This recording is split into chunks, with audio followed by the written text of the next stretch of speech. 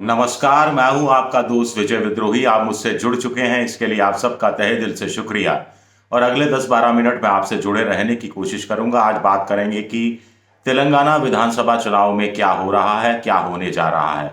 मोटे तौर पर एक ही लाइन में पूरी कहानी को सिमटाया जा सकता है कि तेलंगाना में अब दिलचस्पी सिर्फ इस बात पर बनी है, बची हुई है कि क्या कांग्रेस सत्ता में आ जाएगी या कांग्रेस बहुत नजदीकी अंतर से दूसरे नंबर पर रहेगी। बाकी कोई दिलचस्पी नहीं है। बीजेपी बहुत पीछे है, तीसरे नंबर पर है। पिछली बार एक ही विधायक जीता था। 119 की विधानसभा है, 60 लोग चाहिए जीत के लिए। तेलंगाना में केसीआर की पार्टी लगातार दूसरी बार वहां सत्ता में आई थी। पिछली बार 88 सीटें जीती थी।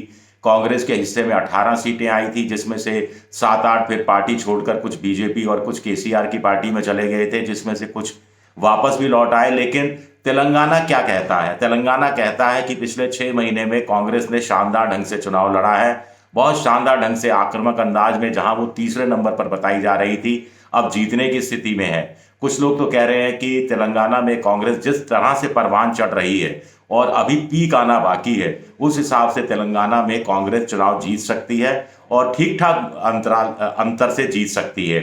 यानी 60 से ऊपर वो 63-65 सीटें तक भी आ सकती हैं, ऐसा कुछ लोग कह रहे हैं। कुछ लोग कह रहे हैं कि कांग्रेस बहुत अच्छा चुनाव लड़ रही है, लेकिन मामला फंसा हुआ है। अगर फंसा हुआ है तो कहाँ फंसा हुआ है? एक कहा जा रहा है कि इसमें खास बात है कि अभी जो सर्वे आए तमाम, उन सर्वे का निचोड़ निकाला जाए तो उसमें 40% ऑन एवरेज बताया जा रहा है कि टीआरएस केआरएस केसीआर यानी बीआरएस उनकी पार्टी, बड़ा कंफ्यूजन है। पहले टीआरएस था, अब बीआरएस हो गया। तो बीआरएस को करीब 40% वोट ऑन एवरेज मिलता हुआ दिखाई दे रहा है, जो तमाम सर्वों का निचोड़ है। और कांग्रेस को सिर्फ 1%, 39% वोट उससे कम, 1% कम दिखता हुआ दिखाई दे रहा है। लेकिन जो ताजा सर्वे आए, यानी आचार संहिता लागू होने के बाद जो सर्वे आए, उनके हिसाब से कांग्रेस आगे भी बढ़ती हुई दिखाई दे रही है। जो 2-3 प्रोमिनेंट सर्वे ये बात बता रहे हैं। तो कांग्रेस जीत रही है तो क्यों जीत रही है? केसीआर हार रहे हैं तो क्यों हार रहे हैं? या बीजेपी ने अपना काम बिगाड़ा, खेल बिगाड़ा कैसे किया? इसको हम अंदाजा लगाने की कोशिश करते हैं। पहले बीजेपी की बात करते हैं। देखिए, चुनाव बिल्कुल सर पर है। वहां पर 30 नवंबर को वोटिंग होनी है, 28 को चुनाव प्रचार खत्म हो जाएगा। और मोदी जी और अमित शाह जी ने पूरा जोर लगा दिया है बीआरएस और कांग्रेस को भाई भाई कहने का। इससे पहले बड़ा इंटरेस्टिंग है कि राहुल गांधी बीआरएस और बीजेपी को भाई भाई कह रहे थे। भारतीय रिश्तेदार पार्टी रख दिया था नाम, भारतीय रिश्तेदार समिति रख दिया था बीआरएस का फुल फॉर्म राहुल गांधी ने।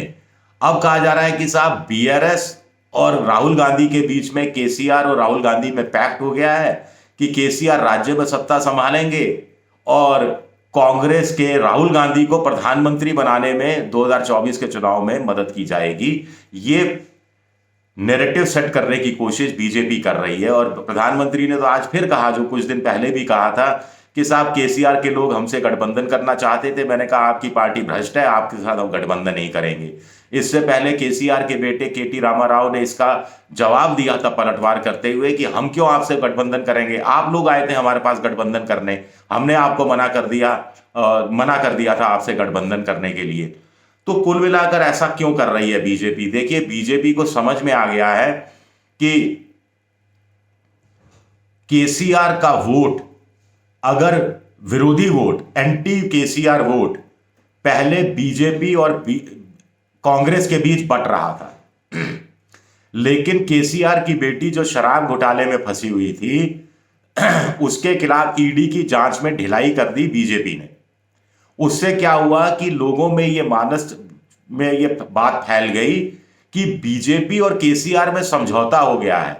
तो ऐसे में केसीआर को जो लोग पसंद नहीं करते थे, उनका ऐसा वोटर कांग्रेस के पक्ष में चला गया। अब बीजेपी के साथ दिक्कत यह है कि बीजेपी आज की तारीख में 12, 13, 14% वोट मिलता दिखाई दे रहा है। तो ऐसे में वो राह आसान कर रही है राहुल गांधी की, कांग्रेस की।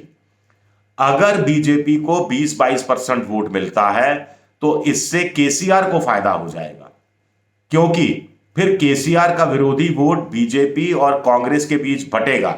बीजेपी भले ही सीट ना निकाल पाए, लेकिन वो कांग्रेस को सीट नहीं निकालने देगी और बाय डिफॉल्ट केसीआर सीट निकाल लेगी। ये एक कॉम्प्लिकेशन है।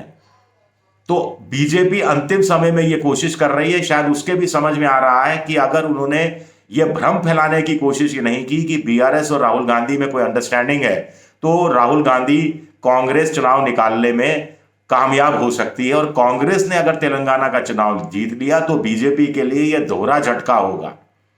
पहला झटका दक्षिण भारत में जो दरवाजा खुला हुआ था वो बंद हो गया कर्नाटक में हार के साथ।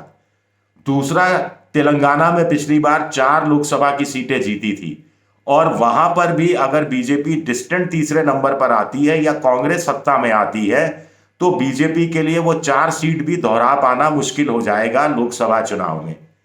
और दक्षिण के अंदर कांग्रेस की स्थिति मजबूत हो जाएगी। तमिलनाडु में देखिए डीएमके के साथ कांग्रेस सत्ता में है, कर्नाटक में सत्ता में है, केरल में हर 5 साल बाद वो सत्ता में आती रहती है, हालांकि पिछली बार ये रिवाज बदला था।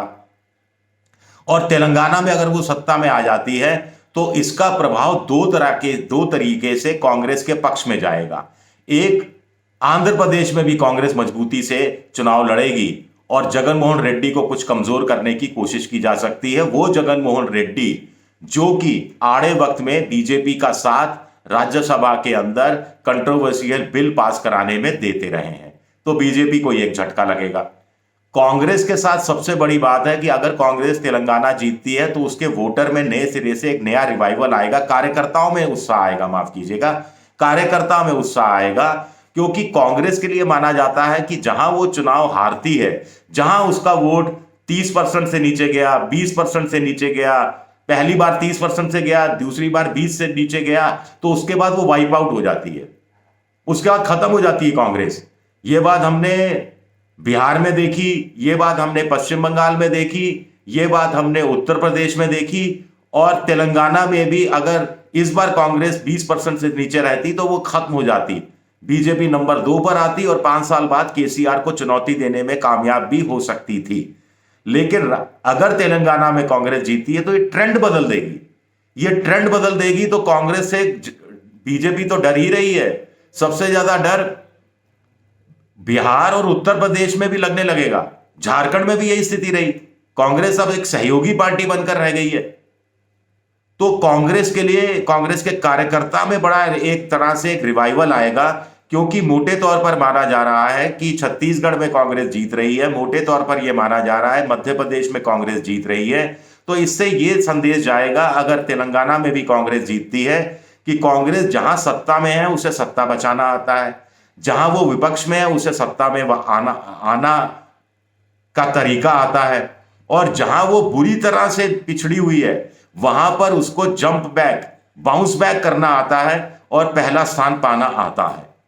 यानी कांग्रेस को चुनाव लड़ना आता है और जीतना भी आता है।